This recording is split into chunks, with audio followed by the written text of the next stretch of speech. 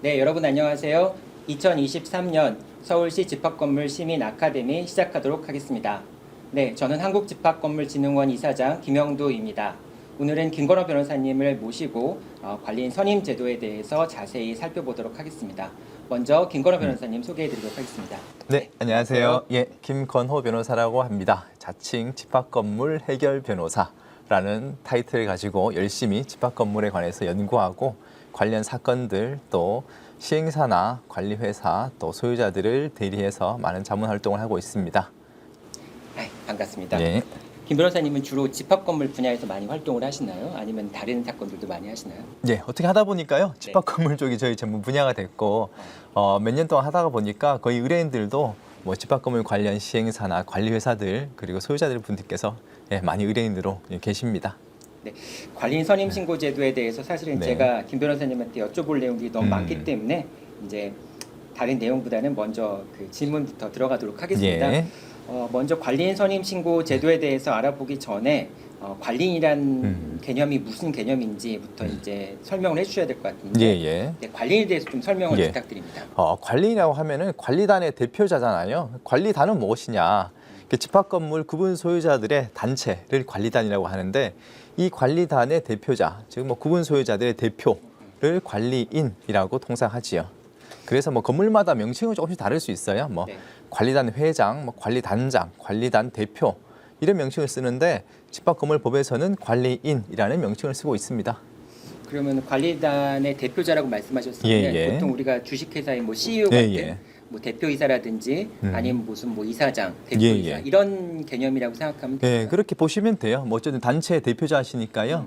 예, 단체 대표자, 대내외적인 대표권을 행사하는 대표자다라고 생각하시면 됩니다. 근데 보통 소장님하고 예. 관리사무 소장님하고 관리인하고 네. 이제 혼동하는 경우도 꽤 많은 것 같아요. 현장에서 보면은. 예. 근데 이제 두 가지는 완전히 구분되는 개념인 건가요, 그럼? 그렇죠. 관리소장님 같은 경우에는 사실 실무 담당자입니다. 그래서 관리소장님이 위탁을 했다고 하면 위탁 회사 소속의 직원이고요. 만약 관리단의 자치 관리를 한다 그러면 관리단의 소속이긴 하지만 이분이 전체 관리단의 대표자는 아니죠. 관리인의 지휘 감독을 받아서 실무를 수행하는 관리 실무 책임자다라고 생각하시면 됩니다. 현장에서 보면은 예. 관리사무 소장님이 관리인이 되는 예. 경우도 간혹 있는 것 같아요. 예, 뭐 저도 봤어요. 저도 봤고 네. 뭐 장점은 있죠. 관리소장 월급 한 번만 주면 관리인 월급까지 같이 커버가 된다라는 장점이 있지만은 네. 이게 바람직한가는 좀 의문이 있습니다. 예. 네, 알겠습니다. 그리고 이제 이 관리인이 선임되면은 관리인을 신고해야 되는 이제 네. 관리인 선임 신고 제도가 도입됐다고 하는데요. 네네. 이제 관리인 선임 신고 제도 도입에 대해서 좀 네. 간단하게 설명해 주시죠. 네, 이게 법 개정되면서 들어온 제도인데요. 예, 2020년도에 개정된 걸로 돼 있고요. 네. 전유 부분이 50개 이상인 집합 건물들에서는 저희가 관리인이 선임되면 선임된 사실을 소관청에 신고하라라고 규정돼 있습니다. 30일 내에 신고 안 하게 되면은 과태료 200만 원을 부과하기 때문에 어쨌든 관리인으로 신고됐다고 하면 그 관리단에서는 필수적으로 이제는 신고하도록 하고 있습니다. 그러면은 이제 2020년도에 법이 예, 개정이 예. 되었고 아마 시행은 21년부터 예, 21년도부터 시행된 건데요. 시행됐어요. 그럼 그 전에는 관리인으로 예. 선임돼도 신고할 의무가 없었던 예, 거죠? 없었죠. 예. 그러면은 이게 뭐 관리인 선임을 신고한다고 해서 뭐 예. 어떤 특별한 달라지는 게 있을까요? 그 제도가 도입된 예. 뭐 이유가 있을까요? 도입 취지를 보면은 구분 소유자들 같은 경우에도 우리 건물의 대표자가 누구냐라고 궁금할 때가 사실은 많아요. 관리인한테 가서 뭐 하자보수 좀 요청하는 경우도 있고 관리비가 너무 비싸다고 컴플레인을 하고 싶은데 누가 대표자인지 사실 몰라요. 이런 경우 그리고 관리단 집회를 하고 싶은데 네. 관리인이 있는 경우 없는 경우는 사실 절차가 많이 다르잖아요. 그래서 관리인이 있는지를 먼저 체크를 해봐야 되는데 이때 관리소장님한테 물어봤더니만 소장님 대답을 안 해줘요. 이런 경우도 많아요. 아니, 뭐 누구냐? 예, 관리소장님이 대표자가 누구냐라고 안 알려주는 경우도 많아요. 왜냐면 관리소장님이 사실 좀 긴장하는 경우도 있죠. 이제 관리단 뽑아서 이제 관리사 바꾸려나 보다. 이렇게 생각하시는 경우도 있어서 비협조적인 경우도 많습니다. 이런 경우를 대비해서 이제는 개정법에서는 소관청, 행정청에 관리인 신고를 하게 되면 어떻게 보면 공시의 기능이 좀 있는 거죠. 누가 관리인인지 그렇죠. 알려줄 수 예. 있는 관리인 선임 거죠. 신고를 뭐 한 사실을 행정청이 관리를 하면서 이제는 구분 소유자들이 정보 공개 신청을 하게 되면 누가 관리인이고 언제부터 임기가 시작해서 언제까지다라는 부분을 이렇게 알려주게 돼 있어요. 그래서 구분 소유자들의 알 권리를 일단 보장하는 측면이 첫 번째가 있고, 두 번째는 행정청도 관리인이 잘못하는 부분이 있으면은 제재를 가하는 경우도 있어요. 그리고 행정 지도를 하는 경우도 있고, 그런 경우 누가 관리인지 알아야 사실 행정 지도나 제재를 부과할 수 있을 텐데, 그 행정청의 어떻게 보면은 집합 건물 관리 개입을 위한 기초라고 보시면 돼요. 그래서 행정청의 공적인 영역이 이제 사적 자치 영역에 개입하게 될 수 있는 기초를 만들기 위한 작업이다라고 저는 보고 있습니다. 그러니까 그 전에는 이제 누가 관리인지 몰랐으니까 관리인이 의무를 다하고 있는지 행정청에서 확인할 수 없었는데, 이제는 이제 관리인 누군지를 아니까 그렇죠. 그걸 쉽게 확인할 수 있다는 말씀이신 거죠? 네, 알겠습니다. 그럼 이제 조금 더 관리인 선임 신고에 대해서 자세한 내용 살펴볼 텐데요. 먼저 그 집합 건물에서 관리인은 제가 아는 범위 내에서는 구분 소유권이, 그러니까 전유 부분이 10개 이상이면 관리인을 선출하도록 돼 있는데, 그러면은 관리인이 선출된 모든 집합 건물은 관리인 선임 사실을 신고를 해야 되는 건가요? 뭐 저희 집합건물법에서는 모든 건물이라고 돼 있지는 않고요. 전유 부분이 50개 이상. 50개 이상 호실을 갖고 있는 집합 건물은 기본적으로 하도록 돼 있고, 50개 이상이라면 구분 소유자가 50명인 게 아니라 그렇죠. 전유 부분 호실. 개수가 50개인 거예요. 구분 등기가 한 50개 정도 돼 있으면 됩니다. 네. 그리고 뭐 그러면은 50개 이상인 집합 건물이면 다 신고를 해야 돼요? 또 그렇지는 않고, 집합 건물도 종류가 여러 가지가 있잖아요. 뭐 공동주택이나 아니면은 뭐 대규모 점포 같은 경우는 관련 법이 따로 있어요. 공동주택에서는 공동주택 관리법에서 입주자 대표회의 신고 제도가 있고, 그건 아파트를 우리 그렇죠. 아파트에서는 그렇게 신고 제도가 따로 운영되고 있고요. 대규모 점포 같은 경우도 유통산업발전법에서 대규모 점포 관리자 선임되면 신고하도록 또 따로 규정이 돼 있어서, 정리하자면은 우리 집합건물법에서 정하는 우리 관리인 선임 신고 제도의 적용 범위는 첫 번째는 이 두 가지 부분 빼고 오피스텔 상가, 뭐 지식산업센터 이런 집합 건물에서 전유 부분 50개 이상 호실을 소유하고 있는 건물을 대상이라고 보면 되겠습니다. 대규모 점포라는 거는 우리가 보통 흔히 생각하는 뭐 쇼핑센터 이런 것들을 생각하면 되는 건가요? 네, 맞아요. 상가들이 많이 밀집해 있는 그런 쇼핑센터인데요. 거기서도 면적 기준이 있어요. 일정 면적 기준 넘어가면은 대규모 점포 관리자를 신고를 할 수 있습니다. 그쪽은 대규모 점포 관리자가 신고가 되고, 아파트는 입주자 대표회의가 신고가 되니까 별도로 신고 의무를 규정하지 않은 거라고 이해하면 되겠네요. 그렇죠. 네. 그리고 보면은 이제 집합 건물, 아파트도 마찬가지지만 집합 건물도 여러 개의 동들이 하나의 단지로 형성을 해서 관리하거나 이제 거기서 관리인이 선출되는 경우도 있고, 또는 이제 뭐 주상복합 같은 경우에 뭐 아파트는 입주자 대표회의가 구성되어 있지만은 상가 쪽에서는 이제 상가용 관리단, 일부 공용 부분 관리단이라고 해서 그 상가 관리단이 구성이 되고 거기서 관리인이 선출되는 경우도 있는 것 같아요. 맞습니다. 그럼 이렇게 한 동 말고 단지 형태나 하나의 그 집합 건물의 일부에서 관리인이 선출되는 경우에도 신고 의무가 있다고 볼 수 있는 건가요? 뭐 사회자님께서 말씀해 주셨듯이 단지 관리단, 그다음 일부 고용 관리단 이런 부분에 대해서도 사실 설립행위가 사실은 필요하죠. 한동 건물의 관리단은 사실은 법에서는 당연 설립돼 있다고 하지만 단지 관리단, 그냥 오피스텔들이 여러 개 동이 모여서 단지를 형성하는 경우가 있어요. 이런 경우는 단지 관리단 설립행위가 필요하고, 일부 공용 부분 관리단, 주상복합 아파트에서 상가 같은 경우, 이런 경우도 상가 관리단 만들려면 설립행위가 필요하죠. 이 부분에서 간단하게만 좀 더 설명드리면은 이 설립행위가 뭐냐, 라고 생각하시는데, 별도 관리 규약이 일단은 만들어져야 돼요. 그래서 단지 관리 규약이 만들어지거나 아니면 상가 관리 규약이 만들어져야 되고, 첫 번째는. 두 번째는 대표자를 뽑아야 돼요. 이렇게 두 가지 설립행위가 필요하죠. 보통 우리가 집합 건물 관리단은 별도의 설립행위가 필요 없다고 얘기하는데, 그 부분은 한동 건물일 때 한동 전체 건물은 그러면은 규약이 없고 대표자가 없어도 관리단이 성립하는. 당연 설립되는 거죠. 법상 그렇게 규정이 돼 있습니다. 근데 그게 한 동이 아니라 여러 동이 모이거나 아니면 한 동 중에 일부만 만들 때는 그때는 별도의 설립행위가 필요하죠. 근데 어쨌든 그 경우에도 관리인이 선출된다면은 신고 의무가 있다는 말씀을 이해하면 되겠네요. 거기서 플러스 더 한 가지. 전유 부분 아까 50개 이상이라 그랬잖아요. 우리 상가가 전유 부분이 49개밖에 안 된다. 그럼 또 신고 의무가 없어요. 그러니까 좀 약간 쉽게 얘기하면은 전유 부분이 50개 이상이면은 그게 대규모 점포나 아파트가 아니라면 다 신고 의무가 있다. 그게 일부가 됐든 단지가 됐든 그렇게 생각하면 되겠네요. 그런 취지라고 봅니다. 네, 알겠습니다. 근데 아까 이제 제가 말씀드렸을 때 예. 이제 그 아파트 같은 경우라든지 또는 이제 대규모 점포 같은 경우에는 신고 의무가 없다고 그러셨잖아요. 네네. 근데 우리가 요즘에는 한 동의 건물이 아파트이거나 한 동의 네네. 건물이 상가인 뭐 대규모 점포인 경우도 있지만은 네. 밑에는 대규모 점포고 위에는 오피스텔인 경우 네네. 또는 뭐 이제 위에는 아파트인데 밑에는 상가인 경우 이런 주상복합 아파트들이나 주상복합 예, 예. 건물들이 많이 있잖아요. 예예. 이런 경우라고 한다면 아까 그 아파트 부분이라든지 대규모 점포 부분은 신고 의무가 없다고 말씀을 하셨는데 예, 예. 이런 주상복합 아파트나 그런 경우에도 신고 의무가 네. 없는 건가요, 그럼? 이렇게 복합 용도형 건물이라 그러잖아요. 이런 네. 건물 같은 경우에도 이렇게 구조상 하나의 동으로 사실은 전체가 만들어지는 거죠. 네. 네. 다만 뭐 관련 법에 따라서 별도 입대비를 구성하고 나머지 상가 부분은 별도의 또 상가 관리단을 구성하긴 하죠. 네. 그런데 원칙적으로는 한 동 전체 건물 복합 용도 건물 자체가 한 동이기 때문에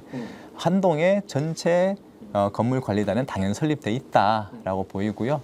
그래서 이분들이 전체 관리단을 우리 만들겠다라고 하면 그때는 이 전체 복합용도 관리단이 관리인을 선임 신고할 의무는 발생하겠죠. 그러니까 그 아파트 자체는 입주자 대표가 구성됐으면 거기는 신고 의무가 없지만 예, 그리고 예. 공용보험 관리단이라고 볼 수 있는 네. 전체 주상복합 아파트의 예, 예. 관리단의 경우에는 예. 관리인 선임되면 신고 의무가 있다. 예, 이렇게 그래. 이해를 하면 되겠네요. 예, 맞습니다. 네, 알겠습니다. 그럼 지금까지는 이제 어떤 경우에 관리인 선임 신고 의무가 있는지 이제 예, 그런 예. 부분을 살펴봤는데 만약에 이제 관리인으로 선임돼서 신고 의무가 있다. 예. 그러면은 관리인 선임 신고를 해야 되잖아요. 예, 근데 예. 일반 분들 입장에서는 네. 어떻게 신고해야 되는지 좀 막막할 것 같아요. 예, 예. 어떻게 신고를 해야 되나요? 뭐 신고 절차는 사실은 심플합니다. 우리 시행령에 네. 규정되어 있는데요. 시행령에 30일 내 시행령에 그럼 예. 양식 같은 것도 있나요? 선임 신고 관리인이 선임되면 30일 내 일단 기간 제한을 정해 놓고요. 선출된 30일. 다음에 30일. 예, 그로부터 30일 내라는 기한 제한이 있고 그다음에 별지 서식을 시행령에 또 첨부해 놨습니다. 신고 서식이 있어서 그 서식을 네. 다운받아서 기재를 하시면 되고 중요한 부분은 관리인 선임됐다는 증빙 자료를 첨부하도록 이렇게 돼 있어서요. 네. 예, 그리고 소관청에 제출해라 증빙 자료까지 첨부해서 이렇게 한 4가지 정도의 절차를 거치면 된다라고 되어 있습니다. 그럼 이제 그 서류는 예, 예. 시행령에 보면 신청서 양식이 있는 거고 예, 그다음에 이제 30일 내에 하면 되는 거고요. 예, 예, 소관청에 해야 된다고 말씀하셨는데 소관청이란 말이 사실은 쉬운 네, 말이 네. 아니네요. 예, 예. 소관청이라고 하면은 뭐 우리가 흔히 얘기하는 뭐 어떤 기관을 얘기합니까? 이렇게 소관행정청을 줄여서 그냥 소관청이라 부르는데요. 그래요? 네. 예, 예. 그러니까 저희 집합 건물이 있는 소재지 관할 네. 행정청을 의미하는데 이 행정청이라는 게 행정법에 나온 용어이긴 한데요. 네. 예. 그래서 뭐 서울시 같은 경우는 서울특별시장, 뭐 그다음에 뭐 특별자치도가 있으면 특별자치도지사, 시장, 군수, 구청장 이 장들을 행정청이라고 불러요. 네. 예, 그래서 서울시에서는 만약에 신고를 해야 된다고 하면 관할 구청장한테 신고를 하면 됩니다. 아, 그럼 각 예. 구에 있는 구청에 가서 신고를 예. 하면 된다는 말씀이시죠? 예, 맞습니다. 네, 그러면 아까 이제 신고 서식도 있고 30일 내에 이제 예를 들면 서울시니까 네네. 지금 서울시 시민 아카데미니까 예, 예. 구청에 신고하면 된다라고 네. 돼 있는데 그럼 신고서만 제출 아까 또 네네. 말씀하셨을 때 보면은 네. 입증 서류 같은 것도 예, 말씀하신 맞아요. 것 같은데 예, 예. 네. 뭐 신청서, 그러니까 신고서 양식은 사실은 심플합니다. 네. 다만 중요한 부분이 이 선임 사실을 입증할 수 있는 자료들을 잘 첨부해서 제출하는 게 중요해요. 그래서 입증 서류를 뭘 제출해야 될까 사실 이게 네. 실무상 가장 중요한 문제죠. 예. 그러면 어떤 걸 제출해야 네. 되나요? 예. 관리인 선임에 대한 신고서잖아요. 네. 그 선임에 대한 입증 서류니까 그럼 관리인 선임을 어떻게 해야 되냐라는 것부터 일단 좀 살펴봐야 돼요. 관리인 선임할 수 있는 방법은 3가지 방법이 있는데요. 아, 그러니까 관리인 선임을 입증할 수 있는 자료들을 어떤 것인지 알려면은 네네. 관리인 선출되는 방법 3가지를 먼저 알아야 된다는 거죠? 예, 그렇죠. 그래서 각각의 방법에 맞게 네. 선출이 됐는지를 한번 더 체크를 해봐야 되거든요. 네, 어떤 방법이 있나요? 그 3가지 방법이 있는데요. 네. 문제는 뭐 가장 기본적인 관리단 집회 결의로서 선출하는 방법. 이게 원칙적인 모습이고. 그 구분 소유자들 다 모여서 집회를 예. 개최해서 선출하는 방법. 예, 그렇죠. 네. 2번째는 이제 그러니까 대형 뭐 집합 건물 같은 경우에는 네. 관리위원회가 구성되는 경우가 많고 이 관리위원회에 우리 관리규약에서 관리위원회에서 관리인을 선출할 수 있다라는 위임 규정이 있어요. 혹은 뭐 간선 규정이라고도 하고요. 이렇게 관리위원회에서 선출할 수 있는 근거 규정이 있다 그러면 관리위원회에서 선출하는 경우도 있습니다. 그럼 관리위원회는 뭐 예를 들면은 국가로 따지면 국회 네네. 또는 뭐 주식회사로 따지면 이사회 같은 그런 역할을 예, 예. 한다고 보면 되나요? 그렇죠. 뭐 국가의 통치기구를 보자면 의원 내각제, 네. 예, 뭐 내각 책임제 이런 식으로 의원들이 모여서 수상을 뽑거나 일본처럼 뭐 그렇게 하는 경우가 네. 있겠죠. 우리가 이사회에서 대표 이사를 선출한다든지 예, 그런 예. 방식이 되겠네요. 네네. 네. 그럼 두 번째 방법은 예. 관리위원회 선출하는 방법이 있고요. 예, 예. 또 세 번째 방법은 예, 세 번째는 집회 현장 집회를 생략할 수도 있습니다. 이때는 다만 네. 의결 정족수를 현재 지금 법에서는 5분의 4, 이제 올해 개정법에서는 이제 4분의 3을 낮추긴 했는데요. 서면 결의나 아니면 전자적 방법에 의한 결의로 집회를 가름할 수도 있습니다. 그냥 서면 동의서만 받아서 예, 예. 집회 개최하지 않고 한다는 말씀이시죠? 그렇죠. 일정 정족수만 채우면 예, 가름할 수도 있습니다. 그래서 집회를 현장 집회를 안 하고 서면 결의나 전자 투표로 네, 결의를 하는 방법. 이 방법도 있습니다. 그러면 세 가지 방법이 있다고 했는데 네. 그러면 그 관리인 선임을 증빙할 수 있는 서류도 네. 이 세 가지 방법에 따라서 다 그렇죠. 달라지게 되겠네요. 예, 예. 세 그럼 가지 먼저, 방법. 예, 예. 관리단 집회 선출된 경우에는 어떤 서류를 제출하면 되나요? 네. 우리 집회에서 선출됐다라고 하면 가장 중요한 부분이 사실 의사록 작성 부분입니다. 의사록이 잘 작성되면은 사실 네. 법원에서도 어느 정도 추정력이 있기 때문에 의사록을 잘 작성돼서 그걸 제출하는 게 첫 번째, 가장 기본적인고요. 네. 두 번째는 의사록에 나와 있는 의결권 카운트가 제대로 됐는지 직계표를 기본적으로 함께 제출을 하고요. 찬성 반대 직계표를 말씀하시는 네네. 거죠? 네. 뭐 101호 누군데 찬성했는지 반대했는지, 102호 누군데 찬성했는지 반대했는지, 서면 결의서를 제출했는지, 뭐 위임장을 제출했는지 이렇게 네. 직계표를 함께 제출하고요. 네. 그 다음에는 의결권을 직계표랑 의사록만 제출하면 사실은 그게 되면 백데이터, 네, 실제로 의결권 충족 서류들, 뭐 위임장, 그 다음에 서면 결의서, 투표 용지. 네, 이런 부분들도 함께 요구를 좀 많이 하고 있어요. 그래서 이런 부분들도 함께 제출을 해야 되고요. 네. 좀 더 나아가서 보면은 사실 이거는 좀 더 위법 사유, 절차상 위법까지를 판단하게 되면 소집 관련 서류들, 소집 통지서, 뭐 우편 영수증 이런 거, 그 다음에 실제 집회가 개최됐는지 현장 사진이나 녹취록, 영상 자료 이런 것까지 요구해서 확인하면 훨씬 더 정확하고 꼼꼼하게 체크하는 거지요. 아 이게 그 일반 분들이 관리단 집회를 소집해서 이렇게 증빙할 수 있는 자료를 마련한다는 게 쉽지가 않겠네요. 그래서 현장에서는 통상적으로 관리소장님들이 실무 담당자니까 이런 걸 다 준비를 해서 관리인 대신에 구청에 제출을 하죠. 김 변호사님도 그럼 예. 이런 절차 같은 거를 다 네. 준비하셔서 대행 같은 것도 해주시는 예, 거예요? 저희도 많이 자문해드리고 실제로 자료를 만들어서 정리해서 관리단에 보내드리면은 출력해서 제출만 할 수 있도록 해드리고 있습니다. 네, 그럼 첫 번째 관리단 집회에서 관리인 선출되는 경우를 알아봤고요. 예. 두 번째 경우 관리위원회에서 관리인 네. 선출되는 경우에는 예, 예. 그럼 어떤 서류들을 제출을 해야 되는 네. 건가요? 이때는 좀 포인트가 좀 달라지잖아요. 관리위원회에서 간선을 했기 때문에 네. 이 관리위원회에서 간선할 수 있느냐라는 부분부터 일단 접근을 해봐야 돼요. 우리 일선 공무원들께서도 관리위원회에서 선출을 했다, 위임에 따른 혹은 간선으로 했다라고 하면은 관리위원회가 과연 적법하게 구성이 됐느냐부터 체크하셔야 되는데 네. 관리위원회가 구성되기 위해서 먼저 관리규약에서 관리위원회 설치에 대한 근거 규정이 먼저 있어야 돼요. 그래서 관리규약을 먼저 체크를 하셔야 돼요. 아, 그 관리위원회를 설치하려면은 그냥 예, 예. 설치하는 게 아니라 규약의 근거를 두고 설치해야 된다는 예, 말씀이신 맞습니다. 거죠? 예, 예. 집합건물법의 관리인은 법에서 정한 기구지만은 관리위원회는 우리 규약에서 정하는 임의기구거든요. 그래서 규약의 설치 근거가 있어야 됩니다. 그래서 규약이 제대로 통과됐는지 그리고 규약이 있는지, 규약 근거 규정이 있는지 일단 이렇게 확인해 봐야 되고요. 두 번째는 규약에 설치 근거가 있다고 하더라도 규약에서 이렇게 위임받아서 대신 뽑을 수 있는 근거 규정이 있는지 이 부분도 함께 체크해 봐야겠죠.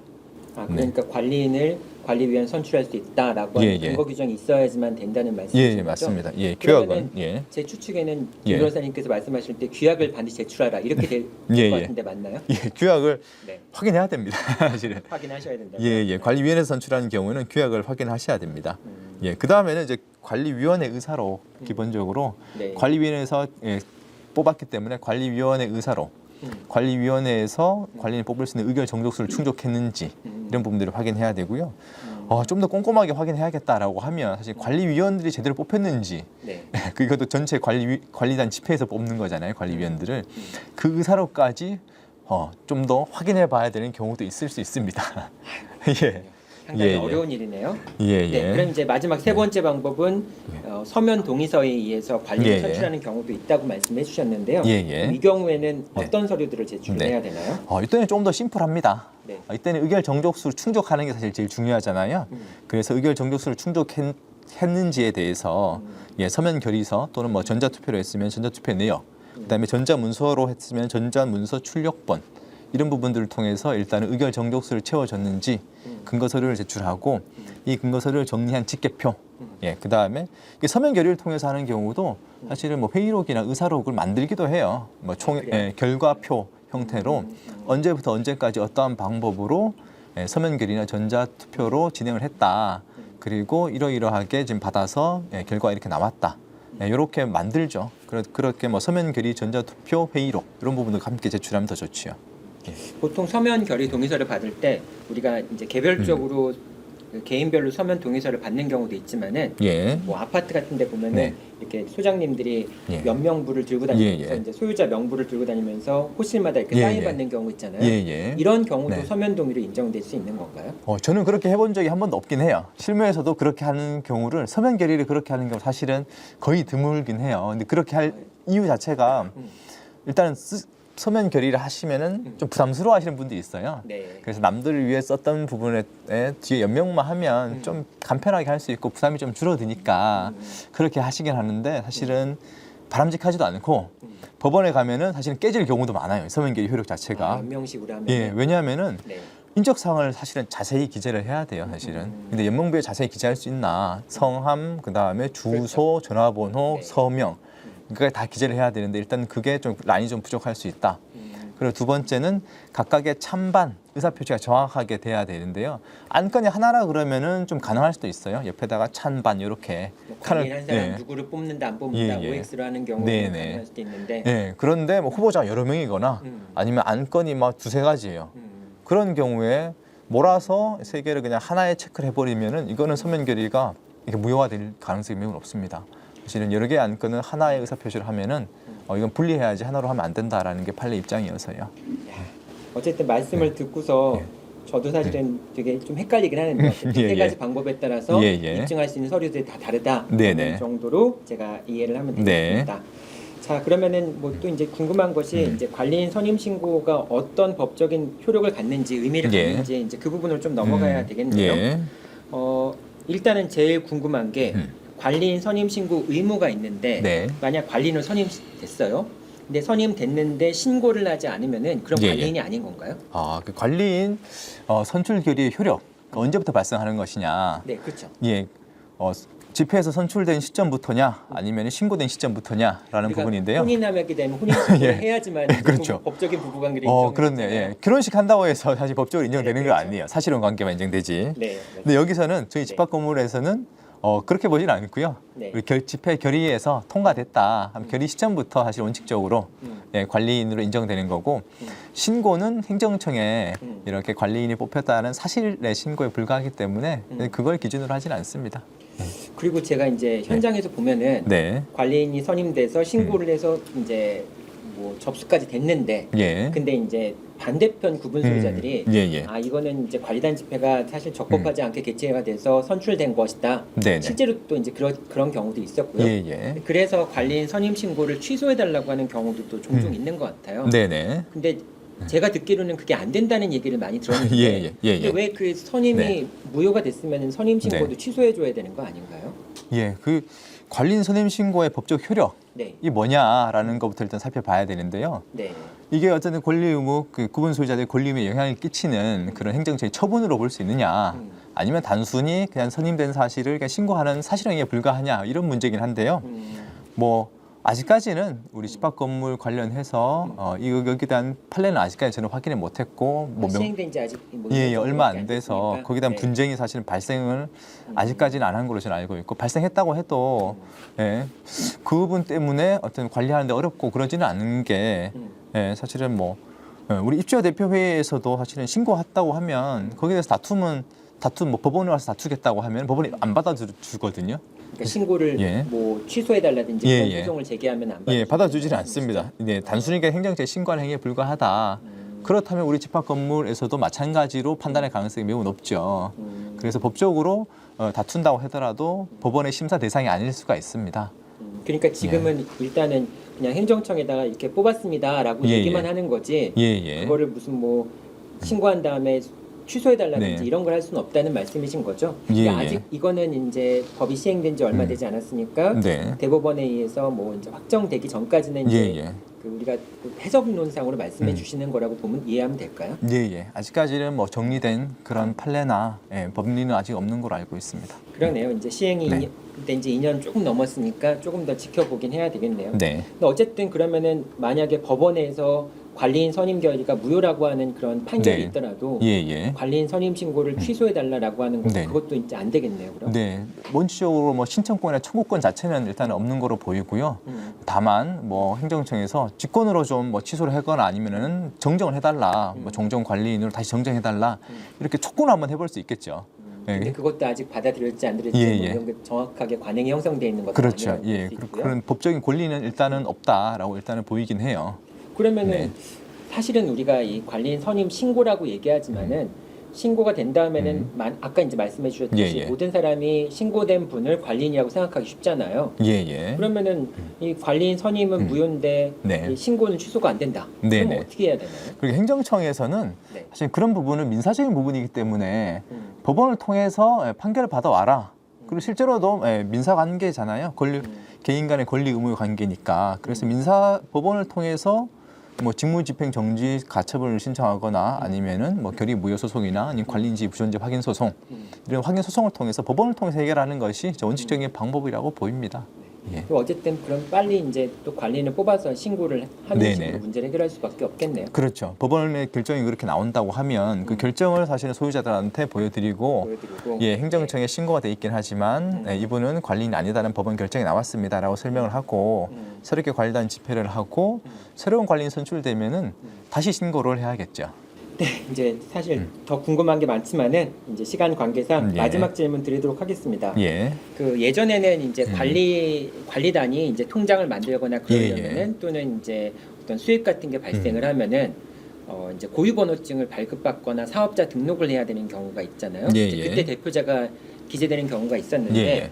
그러면은 기존에는 이제 관리인이 이제 관리단의 대표자로 고유번호증 발급이라든지 사업자 등록을 했는데 네네. 이제 관리인 선임 신고 제도가 도입된 다음에는 그러면 여전히 이게 고유번호증을 먼저 신고를 해야 네. 되는 건지 관리인 네. 선임 신고를 먼저 해야 되는 건지 그 순서는 예, 예. 어떻게 네네. 되는 거라고 볼 수 있나요? 뭐 순서가 지금 법상으로 뭐 뭘 먼저 해라라고 정해져 있지는 않아요. 그래요? 다만 실무상 보니까 음. 예, 기존에는 사회자님 말씀하신 대로 우리 그때는 신고제도 안 들어왔을 때겠죠. 예, 그래서 세무서에서 고유번호증 발급을 하면서 단체명과 단체 대표자를 확인받을 수 있는 방법밖에 없었죠. 네. 확인받고 나서 단체 통장을 만들어야 되고 예, 그렇게 진행을 했었고 그 다음에 고유번호증 발급받은 다음에 수익 사업을 하게 되면은 다시 세무서에 사업자 등록증으로 변경 신청을 하게 되는 절차를 거쳤는데요. 네.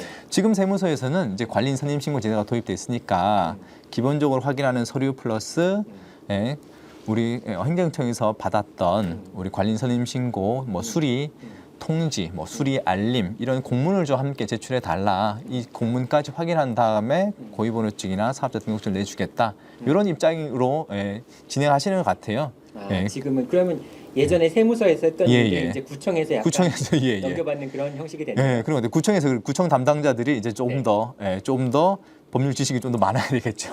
예전에 예. 세무서에서 네. 이 관리인 선임이 적법한이 아니냐 가지고 세무서 가서 이제 근로소유자분들끼리 싸우는 경우가 많았다고 했는데 예, 맞아요. 이제 그 싸움의 장소가 구청이 될 가능성이 높아졌네요. 그리고 세무서에서는 사실은 단체에 세금을 부과하기 위한 그런 방편으로 고유번호증을 발부해 주는 거거든요.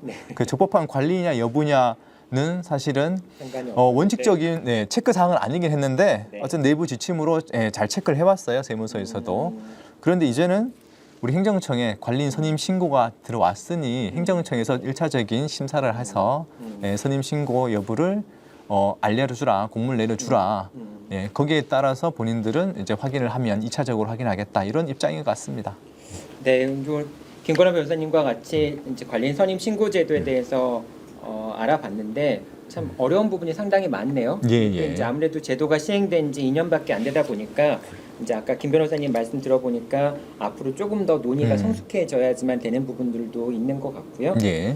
기회가 되면은 한 좀 시간이 좀 흐른 다음에 다시 한번 또 김건화 변호사님 모시고 관련된 자세한 이야기 또 들어볼 필요성도 있다는 생각이 듭니다. 네, 여러분 잘 들으셨나요? 오늘 김건호 변호사님으로부터 좋은 정보 많이 들었습니다. 김건호 변호사님 마지막 인사해 주시죠. 이제 먼저 초청해 주셔서 감사합니다. 뭐 이번 대담회가 여러분들께 좋은 정보와 또 많은 도움이 되셨으면 좋겠습니다. 네, 감사합니다. 이번 대담회 말고 또 2탄으로 집합건물 관리단 집회와 전자투표에 관련된 대담회도 준비가 되어 있습니다. 여러분들 그 대담회도 많이 들어주시기 바랍니다. 네, 여러분들 감사합니다. 네, 감사합니다. 감사합니다. 네.